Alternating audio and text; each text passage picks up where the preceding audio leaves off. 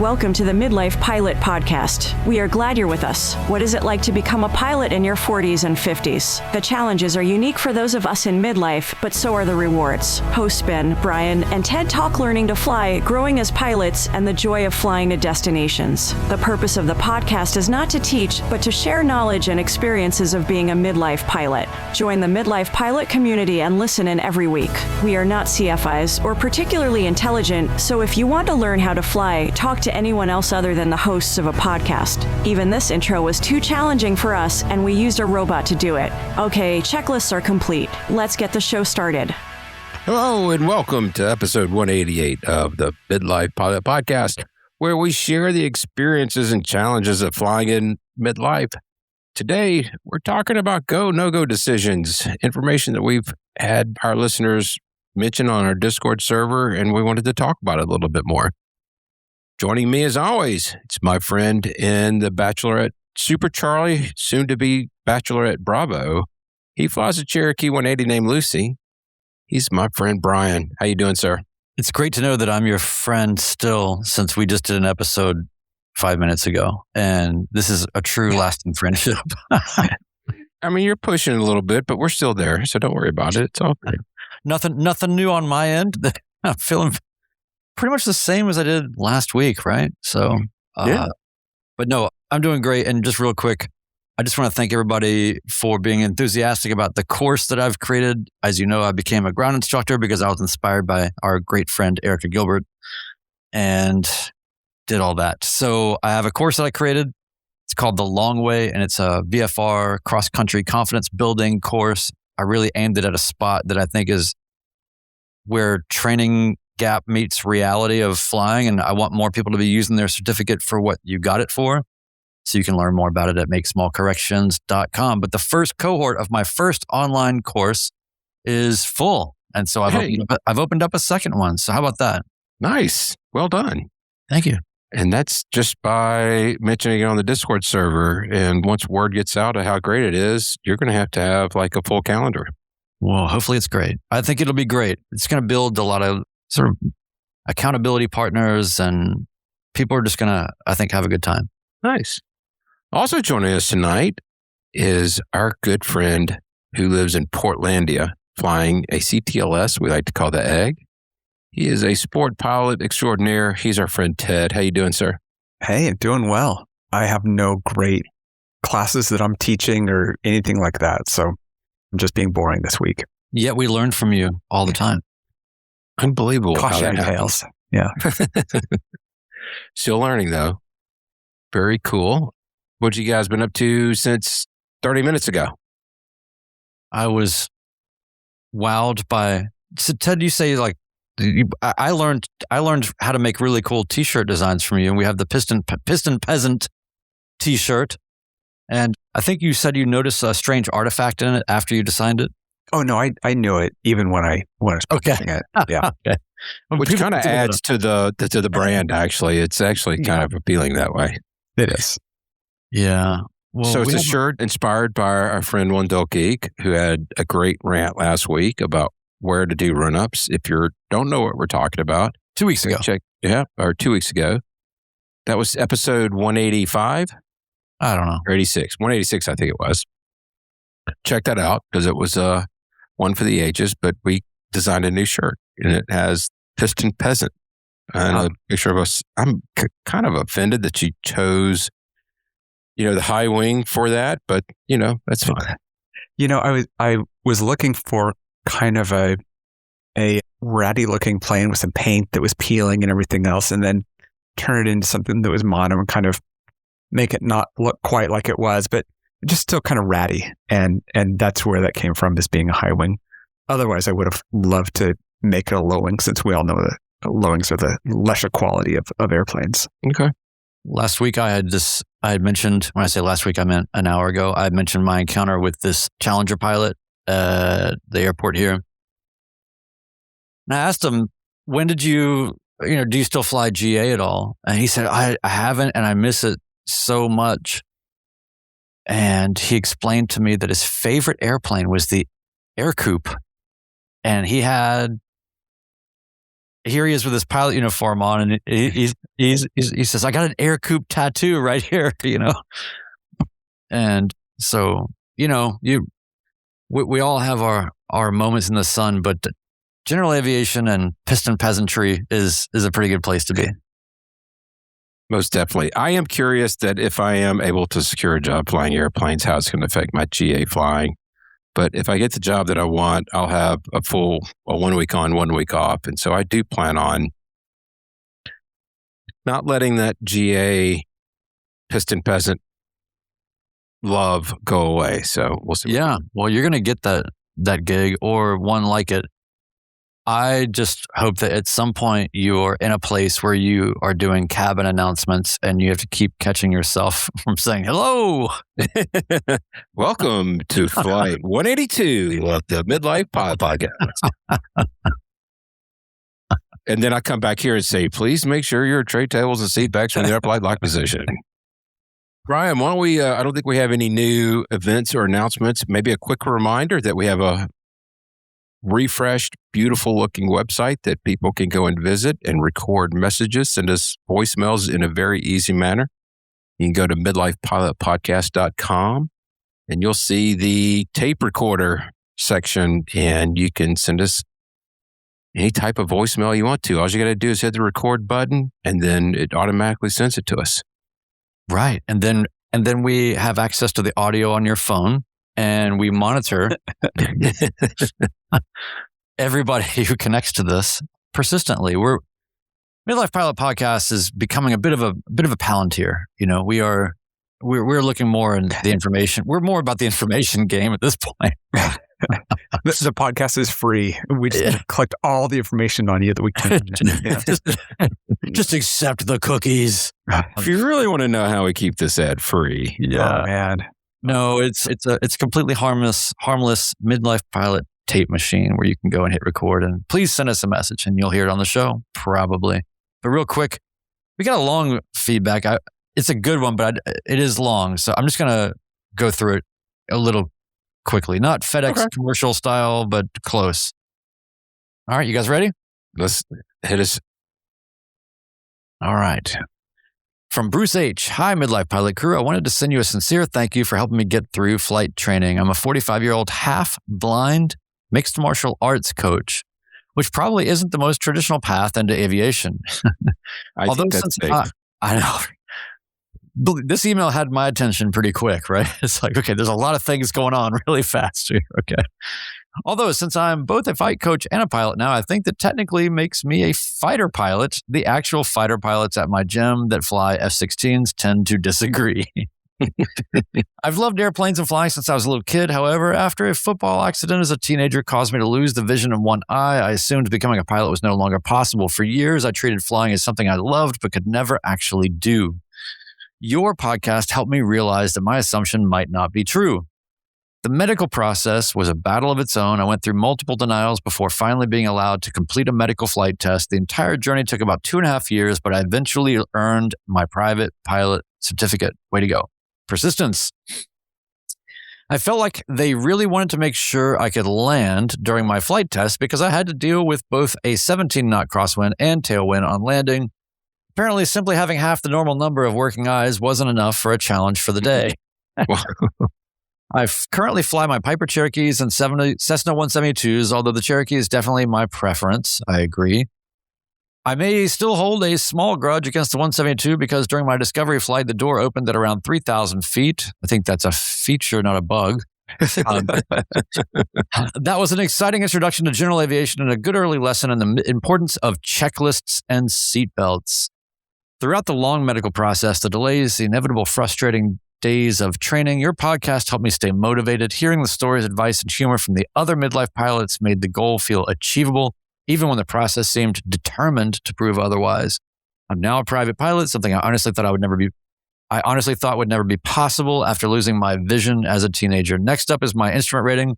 I'm not sure whether flying into the clouds with one good eye represents confidence or questionable decision-making, but I'm excited to find out.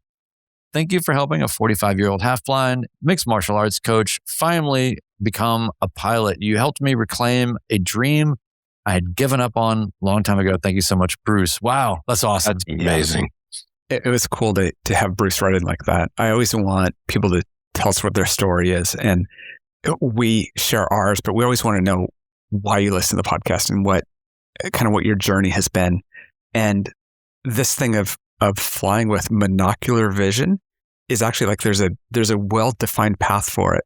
You don't actually need two eyes to fly. You don't have any depth perception past about, I think it's like 20 feet, because your eyes are close together. So people think it's a big problem. It actually isn't a huge issue. And it's really great to see that he did that. And he went through that process of the SOTA and the, let's see, what's it called? MFT, medical flight test, something like that. So wow. Congrats, Bruce. No. That's amazing. Listen, I had a hard time getting through my private with two eyes. So it's a true testament, and we're glad that we're able to help more. That's really fantastic. Yeah. Conversely, I had to learn that my third eye was not especially helpful. Well, until you got to instrument, then you closed your two eyes and yeah. I just intuited the rest. Yeah. Use the force. Very cool. Brian, you want to hit the belly scrub? Yeah, we'll make it really quick. Join our Patreon community, which helps us keep the Midlife Pilot podcast ad-free. Your support makes this show possible, and every membership level gets you into our incredibly active Discord community for everything Midlife Pilot podcast. To support us on Patreon, send feedback, grab some merch, including the Piston Peasant t-shirt that Ted designed. Check out event info. By the way, we still are working on our non-event event, and we're getting closer. So since it's a non-event event, we don't really feel like we have to keep people posted. Since we've mentioned it before, we feel like there is a brief update to go along with it. Yeah. But anyway, you can check out everything at midlifepilotpodcast.com. It is the fantastically new website. Please enjoy and use the Midlife Pilot tape machine that lives there and record messages and send them to us. You can leave us a 5-star review on Apple Podcasts. We'll read it on the air. Hit subscribe or follow on your podcast app so you never miss an episode. And it helps other midlifers find us. Ted, Discord. Yeah, thanks for reading that. We have a couple of accomplishments that I wanted to speak on that I kind of held for this week. The first is Checkmate Barry wrote in with an accomplishment, which was his flight review. I still don't mind calling it a BFR, but whatever. And what was great about that was that he shared the flight path, but he also listed all the maneuvers that he did on that. And I counted, if I counted correctly, there were 14. That's legit for a thorough flight review. Flight review. Yeah. I thought that was really cool. So congrats, Barry, on getting that done. Yeah. Andrew L. had a series of meetings with his flying club and advocated so that sport pilots can join the club. He said, our small club, 1 plane and 8 members, discussed and decided we're okay with sport pilots joining. It took a few months of getting comfortable. I was the strongest early proponent, but only because I'd heard so much from me that it already convinced me. He also talked about the fact that existing pilots might be flying under sport pilot going forward. And so you might actually have people in the club already that are exercising their sport privileges. So I thought that was a nice description of it. Teddy H got his Mooney. It's a M20J. He flew it from Texas to Minnesota, and it was just over 800 miles in 5.5 hours. He shared the flight path, and as Checkmate Barry said, direct enter, just a straight path across the Midwest. And finally, Sean got his solo cross country done. He's up in Canada, near Detroit. And it was cool to see. I always know when it's a 4-letter airport identifier that doesn't begin with kilo, that there's going to be more homework required to figure it out. Mm-hmm. And I really appreciated him showing the path, and congrats on getting that done, Sean. Definitely. And by the way, that's Teddy's second Mooney. It is. That's right. Yeah. I would guess that he probably still had 4 hours of fuel left on board. Those Moonies, man, they burn nothing practically. I think he said something about that too. Yeah. Yeah. Maybe 2.5 hours he said in that post. Yeah. I remember. Yeah. And he's cruising pretty fast too. And yeah, exactly. Those things get almost CTLS fuel economy. but they're actually fast. Yeah. Yes. Yeah. Very cool. So tonight we're going to talk about go, no-go decisions. That's something that's very active on our Discord server. We wanted to highlight this particular channel. This is coming from our listeners, our Patreon supporters who have access to it. And we wanted to discuss why it matters. And it's built around 3 real decisions our members work throughout and verbalizing, so to speak, on the Discord server. So we have this spot where people will post a flight before they fly it, lay out the weather and the doubts, and let the group think alongside them. There's no bravado, no armchair quarterbacking. You tee up the thesis. The value isn't the weather knowledge. It's having someone to think out loud before you actually launch. So, Brian. Yeah. Well, I think that this speaks to the greatness of the culture of the community and the spirit of the community, because there is bravado in aviation, whether we want that or not. People learn about hazardous attitudes, but don't always, no one's immune, right? But I love that the spirit of the community, especially as it manifests in this go, no-go channel that we have, is I just think that people need a place to go. This is what I would have loved to have had when I started out. And Ben, you would have liked it because I would stop calling you back then. But you need people to reach out to. And while you should definitely have CFIs and local people and all of that, which most people probably have, not a lot of self-instructed pilots out there, I hope. But to have a free space where you can say, look, I'm on the fence about this. Or they also become, the channel also is a place for retrospective thinking and evaluation and debriefing and saying, here's the story of a no-go decision that I made. Here's how it began. Here are the things that I was up against. Here's what I decided, and here's why I decided it. And I think that One Dull Geek said it best when he said, we applaud no-go decisions around here.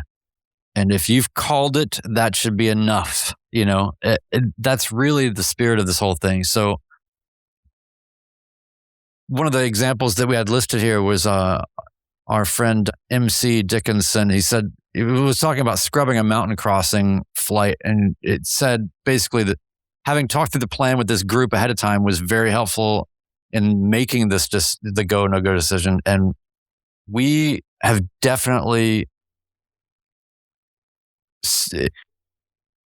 there's a lot of people that don't have mountain crossings. There's a lot of people that don't have these variables to consider. So even, it's not just about the go, no go decision making piece. It's also about getting exposure to the processes and the thinking and the challenges that people in other environments are even dealing with. I know for me, especially listening to all the folks that we have up in the Wisconsin area, Chicago area, up there, all the things that they have to think about, because there's a body of water up there that is so big and there's a massive jammed up airspace, and you've got to be thinking about your instrument routing and how they're taking you around and how much altitude you can get before you can think about cutting this corner because you don't want to be over the water. So all of these factors really, I think, help us to form frameworks that we can all readily apply to our own go and no-go decisions. Ted, my question for you, by the way, is, do you have like a flight that is a no-go that you made that you still remember and use as maybe like a guidepost or an example of, I'm so glad I didn't do that? Because a lot of times when you do the no-go, the thing you're faced with is, oh my gosh, it was actually fine. This would have been fine. But sometimes that can still be the greatest reward, because I don't know, you know what I mean? It's like this double-edged thing. But do you have anything that comes to mind? Yeah, I can remember two flights of fairly similar situations, and they're both ones that I did not scrub. One of them was coming back from a conference up by Seattle, and there were certainly low ceilings, and going that distance below what I was comfortable with was not fun. And I have different limits for my ceilings based on kind of how far I'm going, if I'm staying in the pattern, if I'm going cross country, that type of thing. And a lot of that is based on that, realizing what it feels like when the ceilings are lower than you're comfortable, and not having as many outs, being your glide ring is small in that case. The other one that was like that was these kind of mixed clouds, and I got 90% of the way to my destination, and it was sucked in. It was at the coast, and I sat there for a little while waiting to see if it was going to clear, and it didn't. So I turned around and went back home. And that's a lot of flying to have not make it to your destination again. Land at the same airport. Exactly. Yeah, when you weren't planning on it, when you had something flew all day and landed at the same airport. Right. By the way, there's a T-shirt for that. I was going to say, that sounds so familiar. And I had something I was going to do there, right? There's incentive to go. But sitting there being like, yeah, no, this isn't going to happen. And that's okay. We're just going to turn around and go back. I think there's lots of those you forget about that you say no, because those are the ones that just, you avoid any situations that you would think twice about. It's easy to forget about those. It's hard to forget about the ones that you're like, wow, I probably shouldn't have left and done that trip. Yeah. Which is kind of the point that I wanted to make. There have been a couple of instances where somebody scrubbed a flight and it turned out they could have made the flight. But I would say that scrubbing was a success, because the next time that those conditions that are similar present themselves, you may be a little bit more emboldened to go, thinking, well, last time I could have made it, probably can make it this time. Yeah. But having scrubbed that, you're educating your future self, saying, yes, this was the right decision. And next time it actually may be worse than it was this time. So I think I want to be careful how I say this. I don't want to get in the habit of making a lot of excuses not to fly. That's not what I'm trying to say. But by scrubbing a flight, even though you could have made it, I still think should be applauded, because the next time the conditions could actually be worse. Yeah. It's a muscle that you've got to flex to remind yourself that you have that muscle. And then further, you have to be able to have a positive emotional relationship to that type of decision, so that you don't irrationally stay away from making that decision. That's how I tend to look at it. There was a really good conversation that our friend Mike Alpha Golf had, where he was in a situation where he was grounded. He's down there in New Orleans. He's stuck for a couple of days. And, when you're looking at a low IFR deck over the Louisiana swamp, you've got to be thinking a little bit more resolutely about what it is that you're looking to do. And I think that being a newer instrument pilot myself, it was, and I think I've said this before, but it was very illuminating when I took Erica Gilbert's class, which everybody should take. She has really good IFR masterclass. But when I asked her, well, what are your minimums? And she says 1,000 feet. And I know so many pilots with far less experience and credentials that are going all the way down to minimums all the time and don't even think twice about it. And that's fine. Everybody's got their own ways and decisions and things that they make. But when it was framed to me, what are you going to do when you lose your engine? How much time do you want, right? So I think it was Zeb that had asked Mike Alpha Golf in the community, in the No-Go channel. He said, flying over low IFR cloud deck, do you have any outs? I want to be able to have time in an emergency to react once I break through the clouds on a glide. And then, Mike Alpha Golf is basically saying it's a no-go, and it's nice to have people to chat with about it, and I think that sometimes there are really obvious things that people have gone all the way through and gotten a rating, and they think, okay, I've got an instrument rating, so that means that I should really level up and press through anything now because I am instrument rated. And anytime I'm stuck, I should probably be thinking, I don't have to be stuck anymore because I'm instrument rated. Well, when somebody like Erica Gilbert says, 1,000-foot ceilings, it really makes you think. And when you start to reason en route weather and everything else, and you go, okay, how much time, when the engine goes out, not if, when the engine goes out, how comfortable are you? What is the terrain underneath this deck?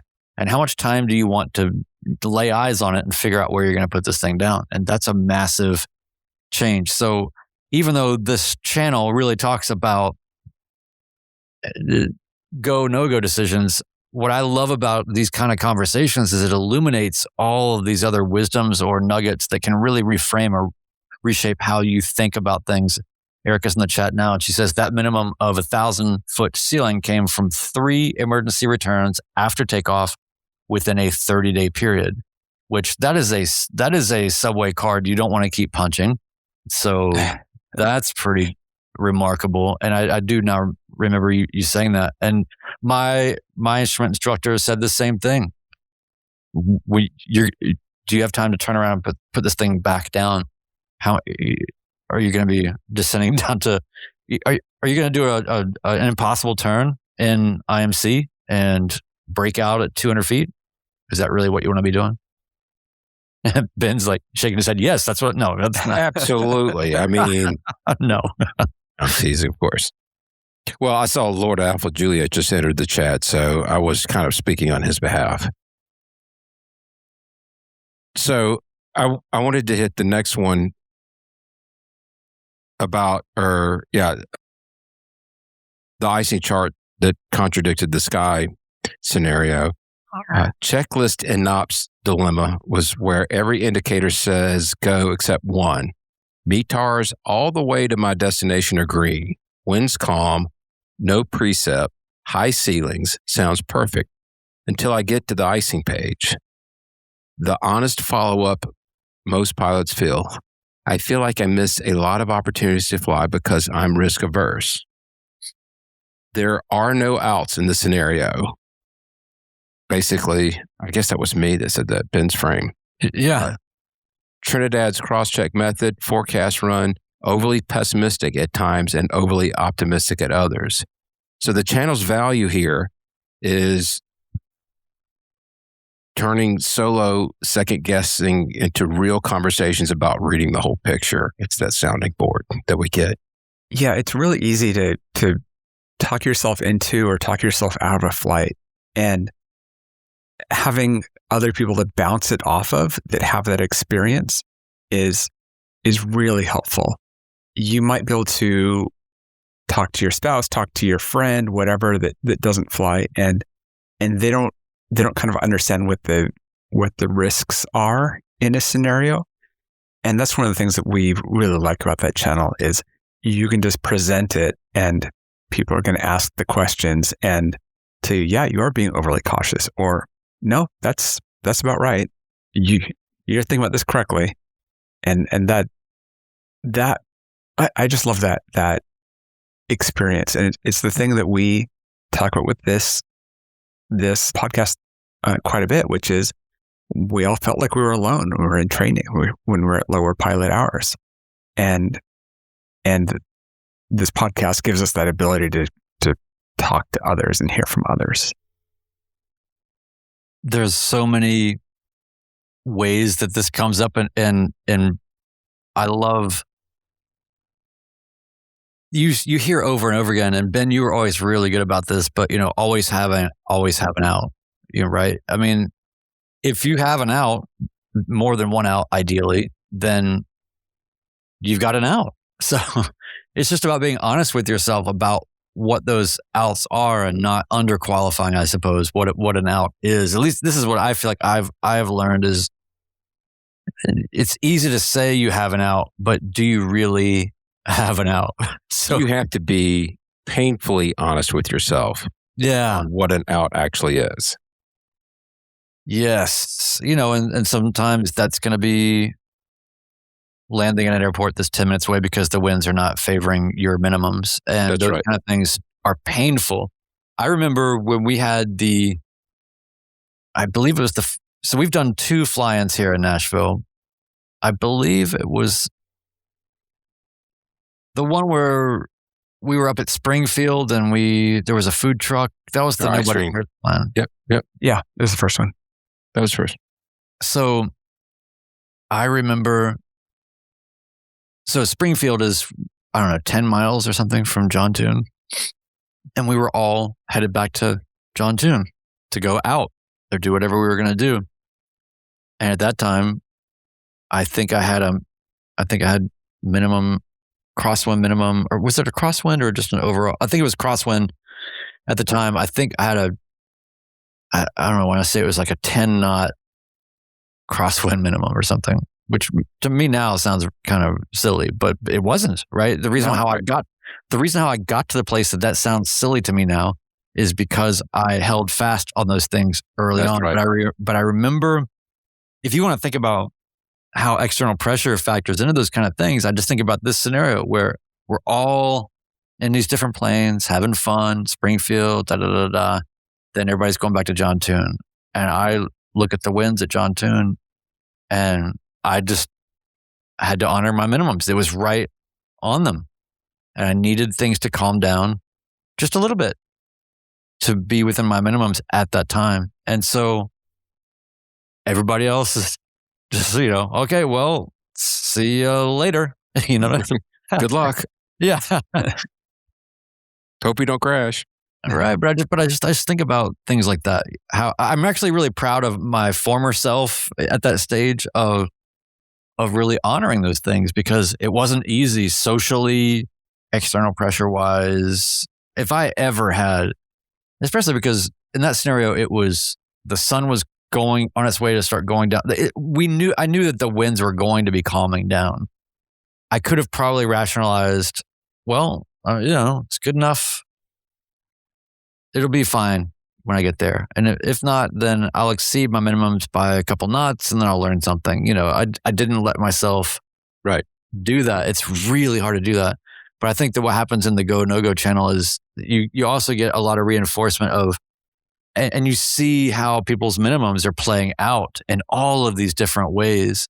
And it's really fascinating, but I won't get into the whole tale here, but there was a whole story here about just how one of our Discord members had she had a plan, but the crosswinds were too much. And so she had an alternate, but I think that she managed to get it done, but it was one of these things where she had thought about it carefully within the context of her minimums. It wasn't necessarily beyond, but it wasn't comfortable. And then, we've got other people coming in and saying, all right, well, you weighed that out correctly. You knew what you were getting into. And so there's just a lot of different ways that I can go. But I think to just kind of turn the corner on this whole thing, and I've said this many times and others have too, my aviation credo is I never have to fly anywhere ever. And this is echoed in the community all the time in different ways, but I'm sitting here thinking about the flight that I'm taking tomorrow. Tomorrow I'm flying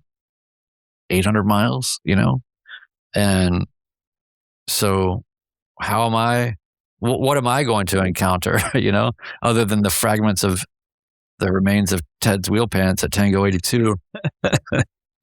You're also going to have precious cargo on board, which that's right. You haven't done that before.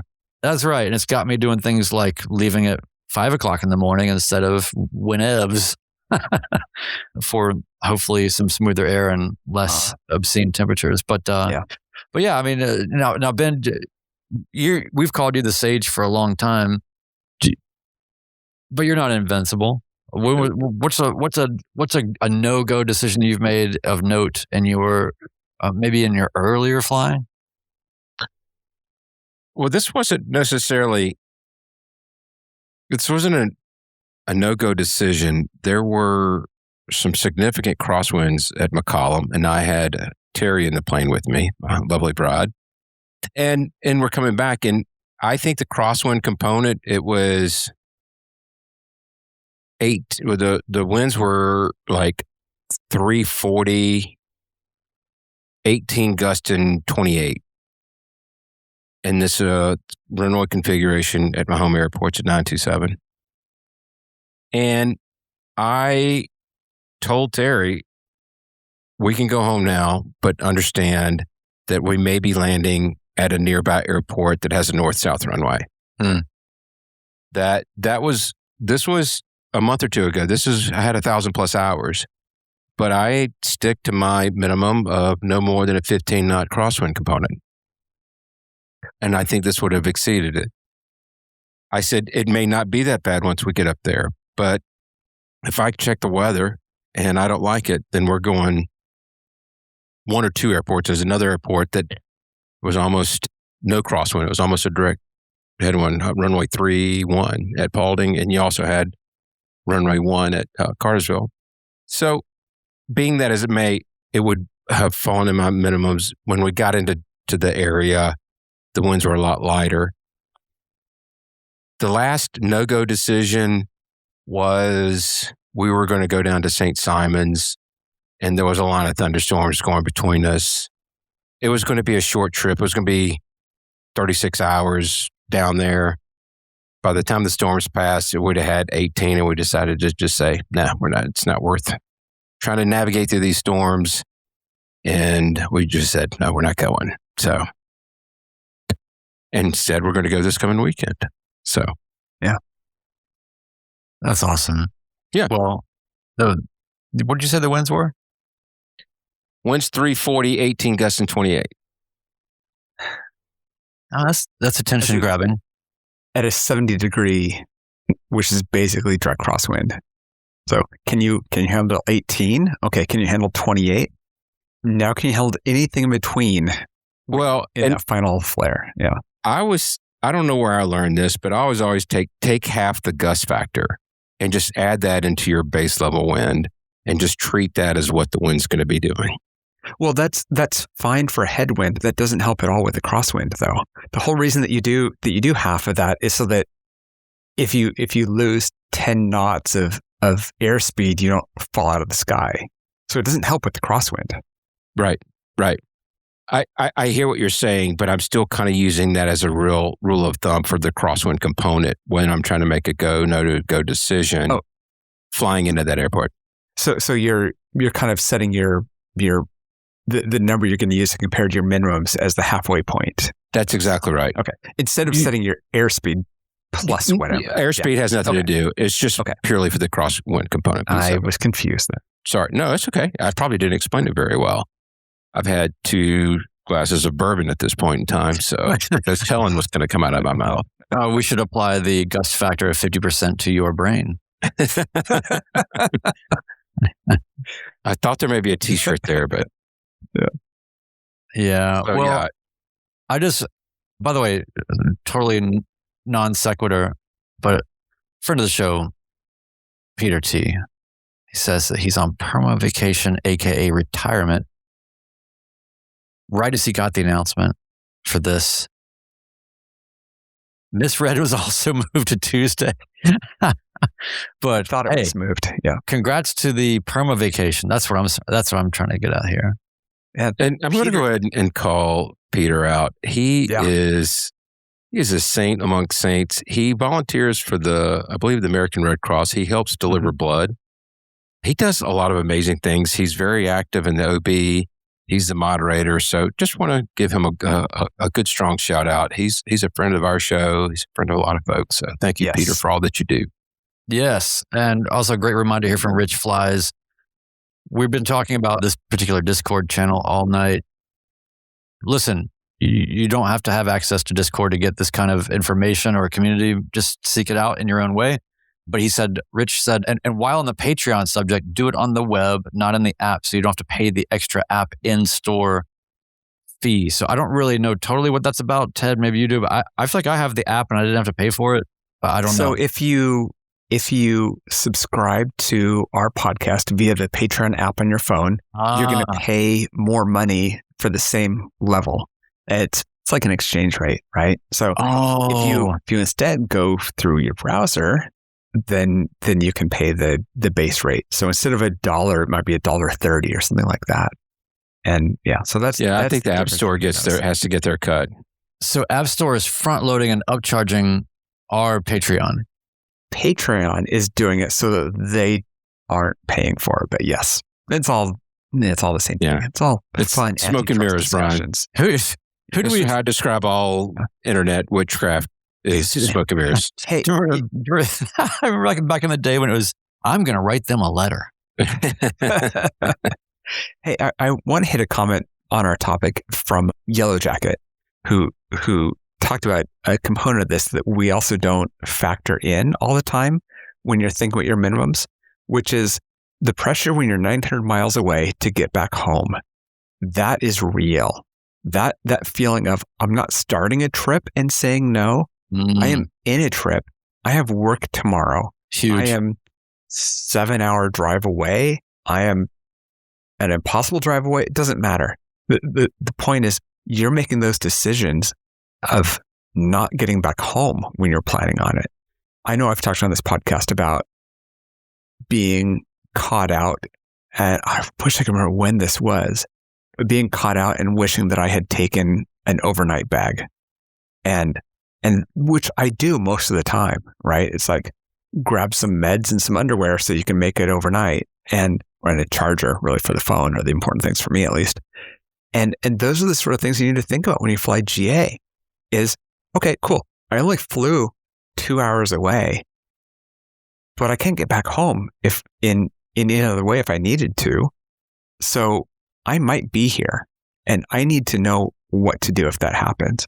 That's part of making these decisions, is having your outs. And those are part of your outs. It's not just where am I going to land, but it's also what are my options here if I can't complete the trip?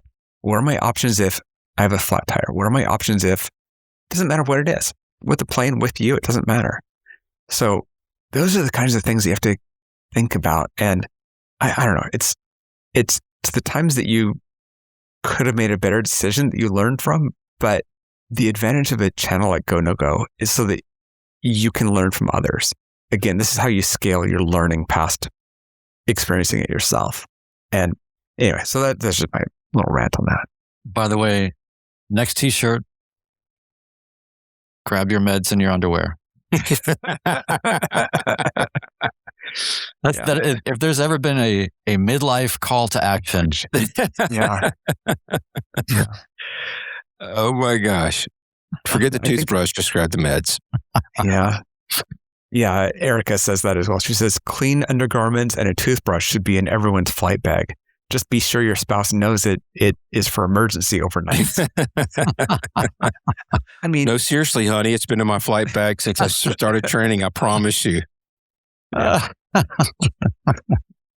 that's very good. This has been a great discussion. And one more quick point.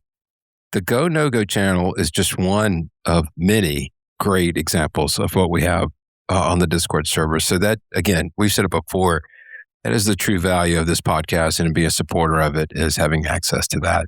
So what else, fellas?